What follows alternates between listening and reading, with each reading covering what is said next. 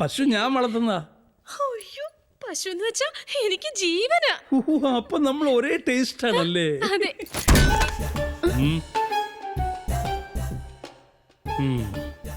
കുട്ടി വരൂ.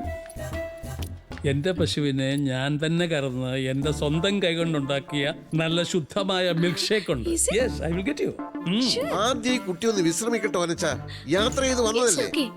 വിശ്രമിക്കാൻ ആ കുട്ടി ഉഗാണ്ടയിൽ നിന്നും വന്നതല്ലേ, ഇവിടെ അടുത്തൊന്നല്ലേ? വെൽക്കം.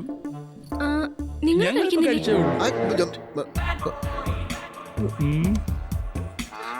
So nice.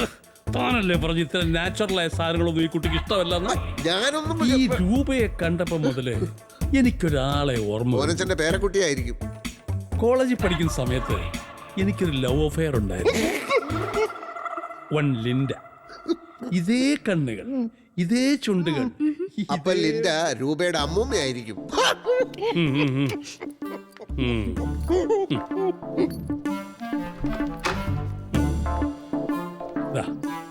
ഇന്നു മുതൽ ഇതാണ് രൂപയുടെ ബെഡ്റൂം.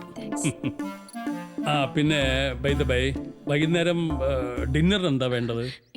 എനിക്കങ്ങനെ അതൊക്കെ ഞാൻ ചോദിച്ചു മനസ്സിലാക്കിക്കോളാം. മനസ്സിലാക്കിയിട്ട് ഹോട്ടൽ താജിൽ ഓർഡർ ചെയ്യാം. വീട്ടിൽ വരുന്ന ഗസ്റ്റിന് ഹോട്ടലിൽ നിന്ന് ഫുഡ് വരുത്തി കൊടുക്കുന്നത് തന്റെ രീതി, എന്റെ സംസ്കാരമല്ല. ഇവിടെ ഞാൻ തന്നെ കുക്ക് ചെയ്യും, ഞാൻ തന്നെ സെർവ് ചെയ്യും. Take rest. അശോക, ഇവിടെ വാ. ആ കുട്ടി ഒന്ന് വിശ്രമിക്കട്ടെ, യാത്ര ചെയ്ത് വന്നതല്ലേ. ഇവിടെ വാ.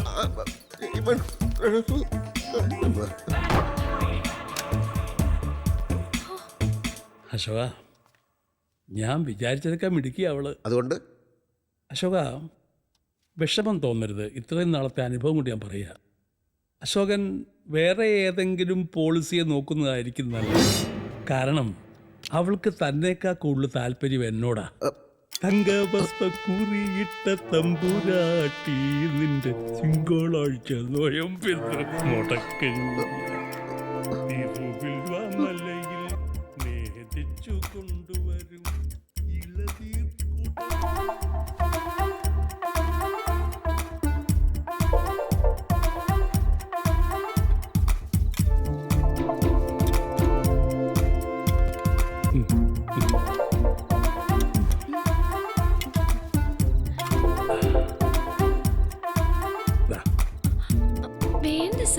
ഒന്നുകൂടെ കഴിക്കുമോളൂ.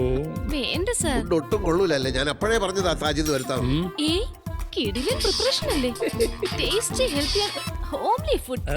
ജീവിതത്തിൽ ആദ്യമായിട്ടാ ഞാൻ ഇത്രയധികം തട്ടിയത്. സാറിന്റെ കൈപ്പുണ്യം സമ്മതിക്കാതെ വയ്യ. ചില പ്രത്യേക വിഭവങ്ങൾ ഞാനും അസലായിട്ടുണ്ടാക്കും. ഇയാൾ ഉണ്ടാക്കിയത് വിഴുങ്ങാൻ അറിയാം. അതൊന്നും എടുക്കണ്ട, അതൊക്കെ ഓനച്ച കഴുകി വെച്ചോളൂ. ഇനി എന്നെ ഒരു ഗസ്റ്റ് ആയിട്ട് കാണുകയും വേണ്ട. ഇന്ന് പരിചയപ്പെട്ട ഒരാളുടെ വീട്ടിലാണെന്ന് തോന്നുന്നേ ഇല്ല. സത്യം, ഐ ഫീൽ മച്ച് കംഫർട്ടബിൾ.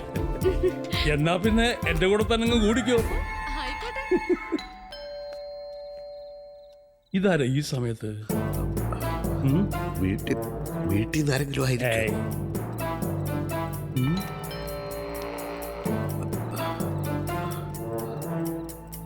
കിരണോ മറ്റോ ആണോ?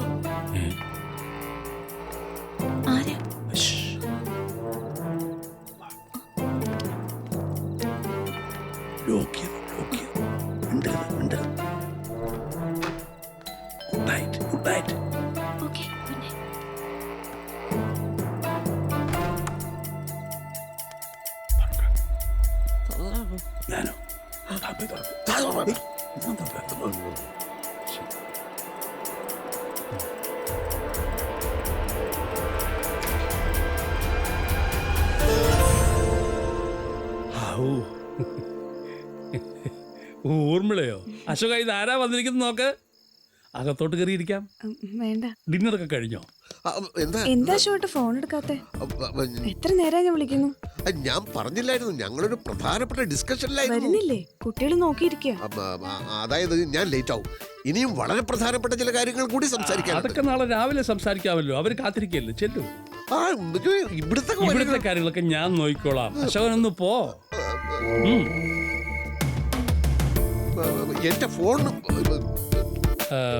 മൂത്ത കുട്ടി 6th ആ രണ്ടാമത്തെ ആള്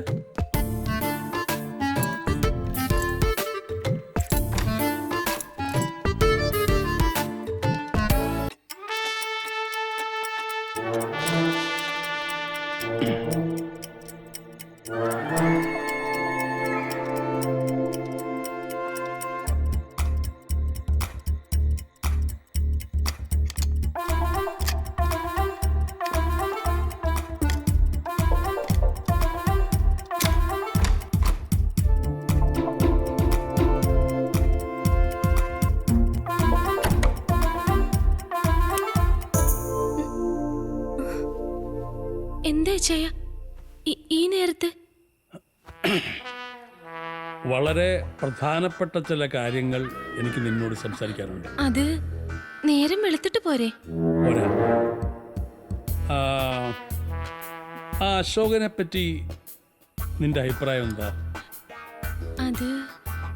അത് പിന്നെ പറഞ്ഞോളൂ.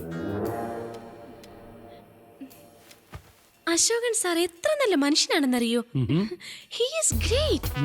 എനിക്ക് വേണ്ടി എന്തൊക്കെ കഷ്ടപ്പാടുകളാ സഹിക്കുന്നത്.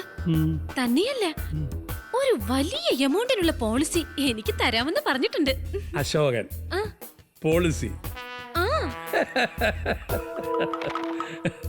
നിന്നെ പോലുള്ള ഒരുപാട് പെൺപിള്ളാരെ പോളിസി തരാം എന്ന് പറഞ്ഞ് പുറകെ നടത്തി പറ്റിച്ച് പീഡിപ്പിക്കുക, അതാണ് അവന്റെ പോളിസി. Don't worry. രൂപയ്ക്ക് എത്ര ലക്ഷം രൂപയുടെ പോളിസി വേണം? 42 കോടിയുടെ ആസ്തി ഉണ്ട് ഈ നിൽക്കുന്ന ഓരച്ചന്. അത് മുഴുവൻ ഞാൻ നിന്റെ ഇൻഷുറൻസിലോട്ട് ഇടാം.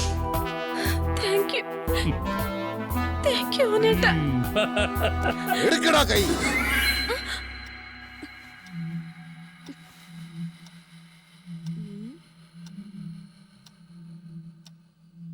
ഉള്ളത് മുഴുവൻ ഇൻഷുറൻസിലിട്ട നീ പിന്നെ പട്ടിണി കിടക്കൂടാ ഓനച്ചം പന്നി.